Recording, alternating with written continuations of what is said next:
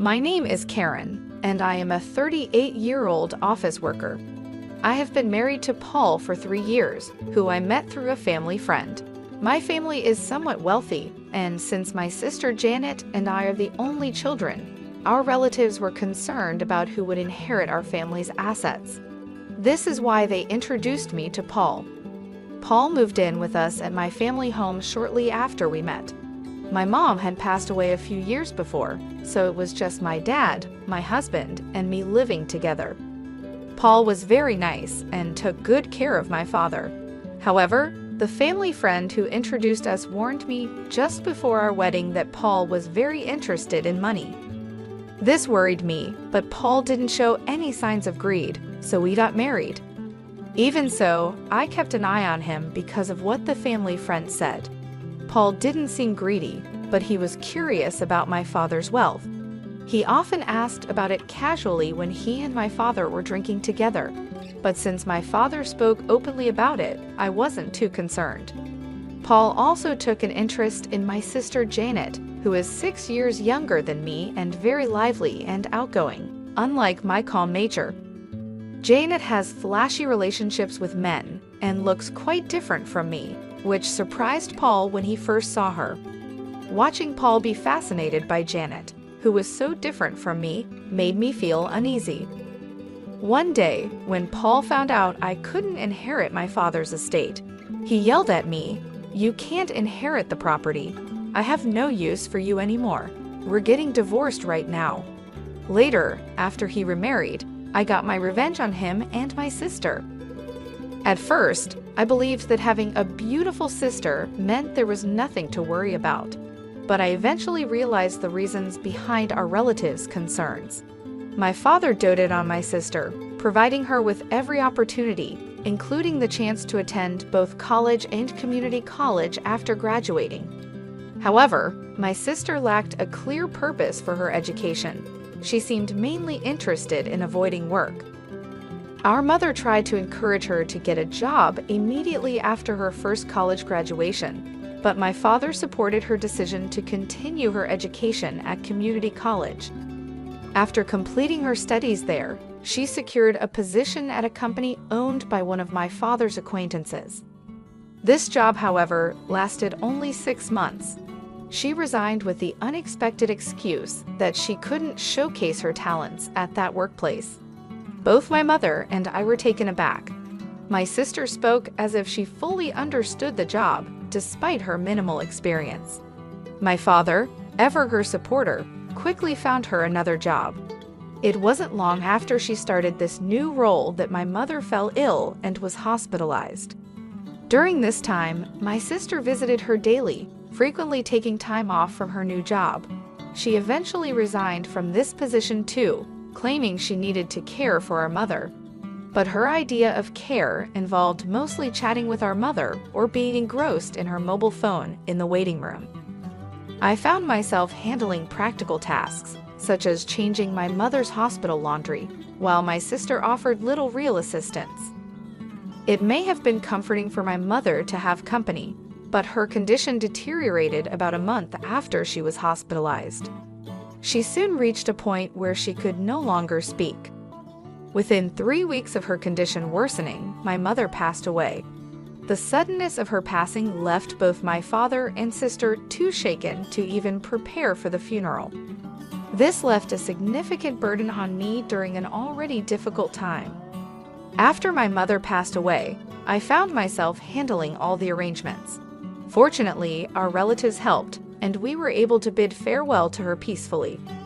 In the wake of this, my sister took on a part-time job and moved into her own place. However, her earnings from the job weren't sufficient to cover her rent and other living expenses. Consequently, our father stepped in, covering her rent and utility bills, while the money she made was mostly spent on her leisure activities. Whenever her part-time income proved inadequate, she would turn to our father for additional financial support. Under our mother's watch, such requests were kept in check, as she was strict about financial discipline with my sister. However, after her death, my father began to indulge these requests, providing whatever money my sister asked for without hesitation. Initially, I saw no issue with this setup, assuming both my father and sister were content. Even after marrying and living with my husband in my parents' home, this financial arrangement continued. Unknown to me at the time, my sister also began asking my husband for money, and he complied, often asking her to keep it a secret to avoid causing me any jealousy. He found it difficult to say no to my attractive sister and willingly contributed to her expenses. My sister essentially lived off the money she received from both my father and my husband, engaging with her part-time job only sporadically according to her whims. This unsustainable lifestyle came to an abrupt end when our father became ill and required hospitalization. I stepped in to care for him, balancing hospital visits with my work responsibilities. Despite the severity of our father's condition, my sister never appeared at the hospital. Instead, she began calling me, aggressively demanding money. She argued that since she had been receiving a regular allowance from our father, I should continue providing for her as before, stating that her rent and utilities were still being deducted from our father's account. Her tone was confrontational, and I was stunned by these revelations. I became infuriated by her selfish attitude, focused solely on maintaining her own lifestyle while completely disregarding our father's well-being in the hospital. The situation exposed a painful truth about my sister's priorities and strained our relationship even further. I was tempted to hang up on her, but she sounded like she was in trouble. So I asked her, "How much money has Dad been giving you every month?" and suggested, "Get a full-time job and support yourself with what you earn." My sister responded irritably, "Stop nagging. I was getting $1,000 a month, and remember, rent is separate." I was shocked by her response. She seemed proud of the amount, and it made me think that if I continued to give her this much money each month, she would never be motivated to work seriously. At first, I didn't see a problem with giving her money, thinking my father would soon recover from his hospitalization. But then his condition took a turn for the worse, and I quickly reached out to our relatives. The doctor confirmed it was serious, which shocked me. During this stressful time, I needed my husband's support, but he rarely visited the hospital, claiming he was busy with work. When he did visit, he asked inappropriate questions like, "Frank's estate must be huge, right? Since you and your sister are the only heirs, are you going to split it in half?" I was speechless.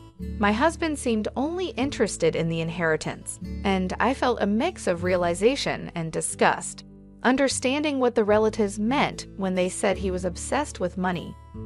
When I called my sister to inform her of our father's critical condition, her only concern was about her finances. "Make sure you pay me every month. I can't live without that money," she demanded. The call ended suddenly, leaving me furious at her words. But I was also worried because I thought I heard a faint male voice in the background. I felt uneasy when I heard a familiar voice on the other end of the phone. About a month later, my father passed away. Sadly, neither my sister nor my husband was with him in his last moments. From my experience with my mother's funeral, I knew how tough it was to organize one. Neither my husband nor my sister offered any help, and my sister didn't even come to the funeral. My husband did show up but left quickly, claiming he had work. A relative who had introduced us asked me, "Where's Paul? It's odd for the husband not to be here, isn't it?" I just gave a forced smile and said he was busy with work and had gone home. The relative seemed disappointed, and I felt like sighing too. After my father's funeral, when I finally had a moment to myself, my husband asked me with a sly smile, "So how much did you inherit? Even if you split it, you must have gotten a lot, right?" Just like the relatives had warned before our marriage, he was only interested in my father's inheritance. I told him, looking straight at him, "My sister got $100 million, and I got nothing." I hadn't even spoken to the lawyer yet, and was still dealing with the funeral. Seeing my husband so excited about the inheritance almost made me laugh rather than angry. Believing what I said, he immediately shouted, "What? You can't inherit any property. I don't need you anymore. Let's get divorced now." I felt the same way, so I snapped back. "Let's do it. You married me for my father's inheritance anyway." I handed him the divorce papers I had prepared. He seemed surprised, as if he hadn't expected this, but he signed them anyway. As he left the house after signing the divorce papers, he said bitterly, "I'll divorce you, who gets 0, and remarry your sister Janet, who gets the $100 million, and then he left. I didn't care what he said and went ahead with the divorce, happy to be rid of my awful husband. It seemed like he started trying to marry my sister the very next day. A few days later, he called me, demanding, "Do you still believe that story? When will you sort out the inheritance? Hurry up and give Janet the $100 million." He shouted this over the phone. I had been waiting for him to contact me because I didn't want to reach out first after he left. I answered him calmly, "Let's discuss this at my place next Sunday. I'm preparing for the procedure and will be waiting." Thinking he was about to receive the inheritance, my ex-husband happily ended the call. However, I was actually looking forward to seeing his reaction when he discovered the truth. On the weekend, my ex-husband and my sister came to my family home and were surprised to see a lawyer there. My ex tried to act normal, thinking, "Of course you need a lawyer when inheriting a lot of money." Then the lawyer looked puzzled at my ex-husband and began compensation claim. Before we talk about any inheritance, we need to address Karen's compensation claim against Paul. The lawyer then showed my ex-husband several photos of him leaving my sister's house, clearly dated before our divorce was finalized. "These are evidence of infidelity," the lawyer told him, "so you owe compensation." I had overheard him discussing the inheritance with my sister and had asked the lawyer to look into his infidelity. They might have thought I was too distracted by my father's funeral, but my ex-husband and sister were meeting at her place almost daily, giving me plenty of evidence. The topic quickly shifted from inheritance to compensation, leaving my ex-husband and sister shocked. However, my ex-husband recovered quickly and scoffed. "Compensation is nothing compared to the $100 million from the inheritance. I'll pay it right away." He then signed the compensation documents provided by the lawyer, trying to appear unconcerned and confident. I confirmed everything and told him, "Enjoy your life with my sister, who inherited nothing. Since you signed, I'll make sure you pay the compensation." When they heard there was no inheritance, my sister screamed in shock, and her husband turned bright red, angrily saying, "There's no way the inheritance is 0. I won't let you take it all for yourself." The lawyer then calmly began to explain to the furious couple, "Janet is technically the stepdaughter of your late mother and was not legally adopted by your late father. Therefore, there is no legal parent-child relationship, and Janet cannot inherit anything from your father's estate." I'd also explained to my confused sister about our family history. "When our parents remarried, Janet, you were about a year old, so you probably don't remember. But I do. I was 8 years old when our parents remarried, and I was happy to suddenly have a sister. I never imagined that sister would end up taking my husband. Our parents had each had children from previous relationships, and someone thought it best for them to remarry. My mother treated me as if I were her own daughter, and my father was very fond of my sister. Maybe because she wasn't his biological daughter, he spoiled her a bit extra, wanting to make sure she felt loved. Although both our parents had children from previous marriages, my mother, who was suspected by some relatives of targeting our wealthy family's assets, refused to legally adopt my sister. The relatives only suggested marriage proposals for me because they knew I was the only one who could legally inherit my father's property. If our parents had had a child together, it might have made things even more complicated, but fortunately or unfortunately, they never did. Now, I understand why my father continued to support my sister financially. Even after she grew up, he couldn't leave her any inheritance. I never legally adopted my mother, so legally, we weren't parent and child, but that never mattered in how we lived every day. It turns out that my parents had never explained to my sister that they were both previously married before they got together. She only learned this truth today. When my ex-husband realized the situation, his face quickly changed from bright red to pale blue. He had not only failed to secure any inheritance from my sister, but had also signed a document obligating him to pay compensation. Looking visibly shocked, my ex-husband asked me, "Was what you said about my sister getting $100 million and me getting nothing a lie?" I struggled to hold back my laughter and replied, "Of course, it was a lie. I said it to get back at you for cheating on me. Plus, there's no such thing as a bankrupt estate worth $100 million.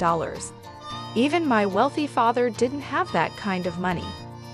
Suddenly, my sister, who had been quiet until then, screamed out, "I've been relying on Dad's inheritance and have been spending a lot. What about the money Dad used to give me? Will Karen cover it now?" I responded to my sister, who seemed panicked, "You have a dependable husband now, so you shouldn't need that money anymore, should you? Let Paul take care of you." She turned to look at her pale-faced husband, who shook his head and said, "I've also done a lot of shopping, expecting to receive the inheritance, so I can't afford it. Plus, I have the compensation to pay, so I'm financially stretched." At that point, my ex-husband began to apologize profusely to me. "Karen, I'm really sorry. It was all my fault. Will you forgive me and consider starting over?" Watching this scene, the lawyer had to stifle his laughter as he prepared to leave. The confidence and arrogance my ex-husband had shown upon arriving had completely evaporated, and his deep apologies now seemed utterly absurd. After we finished our discussion, my ex-husband and my sister left the house looking defeated, and not long after, they divorced. My ex-husband, who had remarried with the intention of gaining an inheritance, suddenly found himself without interest in my sister once the prospect of money was gone. He even muttered to himself that, with the compensation payments he owed me, he couldn't possibly support my sister. With no assets to his name, it was decided that he would pay the compensation in installments from his monthly paycheck. The lawyer recommended this method as the most practical solution under the circumstances. After my father's passing, the consequences of his indulgent support became painfully apparent. My sister, who had grown accustomed to financial support from our father, found herself in an unenviable position. She was compelled to work part-time jobs, which barely paid enough to cover her daily expenses, let alone the mounting debts that loomed over her. Despite her efforts, the financial burden proved too heavy. Eventually, overwhelmed by the accumulating debt, she had no choice but to file for personal bankruptcy. In a desperate move to escape her financial woes, she gave up her condominium, disappearing without leaving a trace. As of now, her whereabouts remain unknown, leaving a void in the family that once depended on each other so deeply. The situation underscored a harsh reality. Our father's well-intentioned but ultimately misguided financial support had shielded my sister from the necessity of developing a work ethic and financial independence. This protection, while provided out of love, had left her ill-prepared for the harsh realities of adult life. As she struggled with part-time work and faced the consequences of accumulated debt, it became clear that she was not equipped to handle financial responsibilities on her own. As for myself, the aftermath of these family troubles and the dissolution of my marriage left me residing alone in the family home, a house that now felt too large and empty, echoing with memories of a happier, more intact family. The solitude, however, provided me with ample time for reflection. It became a period of self-discovery and reassessment of what I truly wanted out of life. During this introspective period, some well-meaning relatives suggested that perhaps the time had come for me to consider entering into a new relationship. They talked about introducing me to potential suitors, hoping that a new partnership might bring me happiness and stability. However, the bitter experience with my ex-husband, who had shown his true colors as someone more interested in financial gain than in genuine companionship, made me wary of repeating past mistakes. His betrayal had been a painful lesson in discernment, teaching me the importance of knowing someone's character and intentions thoroughly before making such a profound commitment. Determined to take control of my own destiny, I decided to decline the offers from my relatives to arrange introductions. The thought of being matched with another partner who might view me as merely a means to an end was intolerable. Instead, I resolved to find a partner on my own terms, guided by the lessons learned from my past experiences. This decision was empowering, marking a new chapter in my life where I could prioritize my own values and desires in a relationship. In embracing this newfound independence, I began to explore various avenues for meeting potential partners. Whether through social events, community activities, or even online dating platforms, I was committed to finding someone who shared my values, someone who sought a partner for the right reasons, valuing respect, honesty, and genuine affection above financial considerations. This journey was not just about finding a new partner. It was about reclaiming my autonomy and learning to trust again after betrayal. Each step forward was a reaffirmation of my ability to shape my future, a future where my choices would lead to genuine connections and real love, rather than transactional relationships defined by financial dependency. Thus, as I move forward, the lessons of the past remain with me, a guide to avoiding the pitfalls that had once ensnared my family and me, and a beacon towards a more hopeful and self-determined future.